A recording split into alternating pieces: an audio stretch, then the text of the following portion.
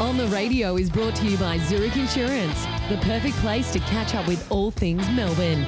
If you enjoy this content and want more inside access from the team, make sure you visit the club website. That's how you heard the highlights of last night's game at the MCG. It's great to have footy back at the Coliseum, and the Demons held off the Bombers by 11 points. They had to earn it, the best team in footy, but I reckon they still walk away relatively pleased with what was able to unfold. The coach, Simon Goodwin, has been good enough to join us on Sunday Sport on a Sunday afternoon. Hello, Goody. Yeah, afternoon half. It's good to be on, and you're right, it was a really hard-fought game and one we really enjoyed. You had to earn it. I was covering the game at the G last night, and from the start it was really fast-paced between the arcs. It was bounced like a trampoline at the top of the arcs for a fair while there. Goody. No one could penetrate with any great force. Were you expecting that level of physicality and pressure from the Bombers? Yeah, we were. Certainly they've been in really good form. They've been playing the right way. They've defended strongly, but their offensive ball use for the middle of the ground has been really impressive. So we knew we were up against a really good informed team. They've had a lot of talent in various areas of the ground, and our real aim was to play our best defensive game we could. And I thought throughout the night we turned into a bit of a grind in that phase of the game, and able to get ourselves the opportunities that we needed. Goody, Jimmy Bartel here. Well done on the win. A lot of people are wondering how your forward six is going to look going into the finals. You're obviously clearly going to play finals, but do you still not know, or are you just looking and seeing how different combinations work?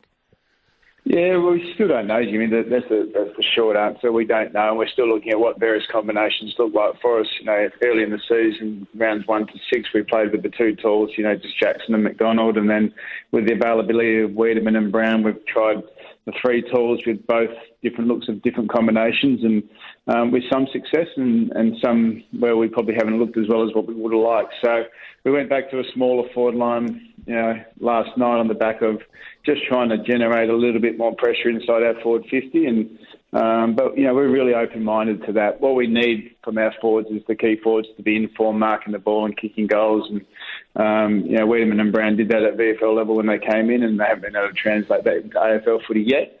But, we're really hopeful that one of those guys will emerge in the second half of the year. So can you take us into a little bit of like a match committee style discussion? Is it a personnel thing affecting the way you go forward, or is it the style you want to play and then finding the right players to match that? Yeah, it's the style that we want to play. Clearly we certainly defend really strongly from our forward half, and getting the right mix of players that can impact the score but also defend in a way that gives us lots of opportunities is something we certainly look at really closely. So, to really have the impact for our key forwards, we need them marking the ball, and if they're not marking the ball, giving us the contest where they can join in the defensive side of the game. Goody, Robbo here. Congratulations, mate, and thanks for your team playing some wonderful football. It's great to watch, and anyway, hope it goes longer. Thanks, Robbo. We were talking about. Why are we laughing? Oh, the anyway. I hope it goes longer. Yeah, anyway, the random anyway was unusual. Yeah. Anyway, we were talking before, Goody, about teams having to deal with all your defence, but mainly it's May and Lever, your three highest-ranked players on the ground with three defenders last night. What did Essendon try and do to try and make Lever accountable and try and stop May from being so dominant? What did you guys see in the box? Oh, look, it really, those guys' impact on the game really does come from our ability to bend through the middle of the ground. And we know opposition teams are going to try and make them accountable. Sometimes they'll play a particular player, especially on a Jake Lever. Other times, if they get the corridor and ball use, they'll certainly lower their eyes and look for targets inside 50. We're well aware of that. But to bring those guys into the game, it really is a team unit that really defends in a certain way that really puts the pressure on that enables those guys to position in a way. So they're having an enormous impact for us. They position themselves really well, and when the ball comes into their area, they're winning contests. So they're certainly a handful for opposition sides. We spoke to Alan Richardson pre-game yesterday. Goody talked about the introduction or the reintroduction of Jack Viney to the team, the fact that he was likely to play about 65% game time to get him back into the system. He ended up playing exactly 65% game time. How much how much awareness do you have of that sort of stuff on game day in the box last night, or is that totally out of your hands, the game time of players? Yeah, look, I pretty much liaise pretty closely with Dan Burgess on the bench, and we check in all the time around our player loads, around who's game, time on ground, and Burjo really does control that from a bench perspective and the rotations perspective. So it worked out perfectly for us with Jack. We were enabled us to play him the amount of game time we wanted, and I thought he had impact in the position that we wanted him to, around contest and clearance. I thought his tackling was really first class, and he gave us some really good looks at the footy. Did it give you a good look about what your midfield might look like in the back half of the season leading into a finals campaign, having him back in there? Yeah, look, we want to be a team that rotates heavily through our midfield.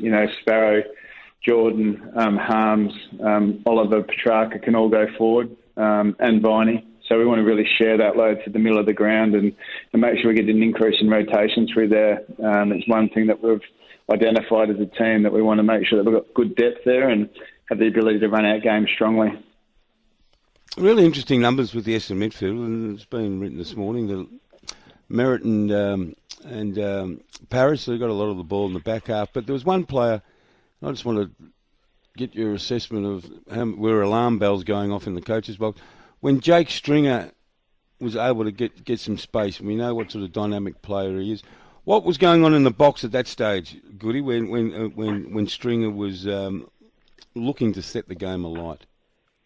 Yeah, look, we're pretty clear heading into the game the way that they've been using Jake Stringer, and they bring him up to stoppage, and then they release him through the middle of the ground and through the corridor, and allows him to run. So we certainly had a specific role with him with Michael Hibberd. Unfortunately, early in the game, we got a little bit lost in that role execution, and you saw the impact that Stringer was able to have through the middle of the ground, especially late in that first quarter. But I thought after quarter time, Michael Hibberd really did a good job at nullifying his influence and went a long way to getting the game back on our terms. How in a game of footy, just explain to me and the listeners, how did he get lost?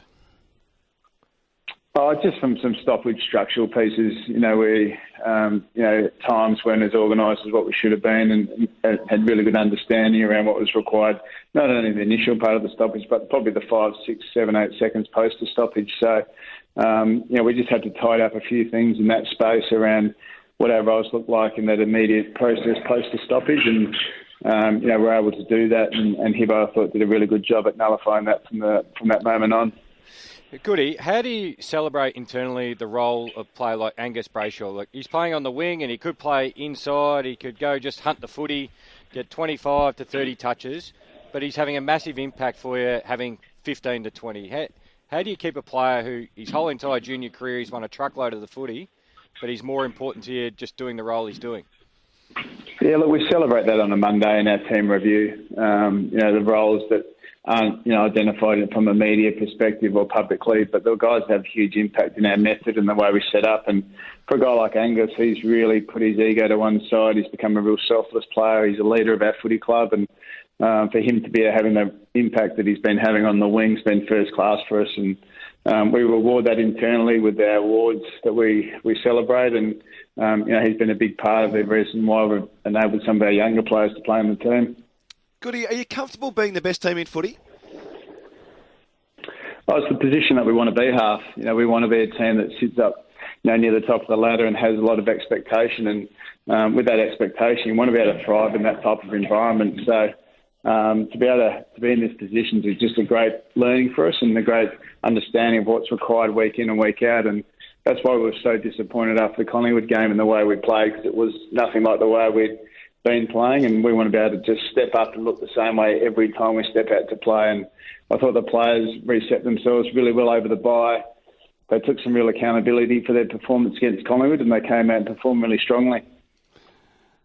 There's a cliche in footy, Goody, and coaches use it, media people use it as well, that, finals football, September football. How close, or are you playing September football? How close are you? Is there a lot of improvement, you think, in your team?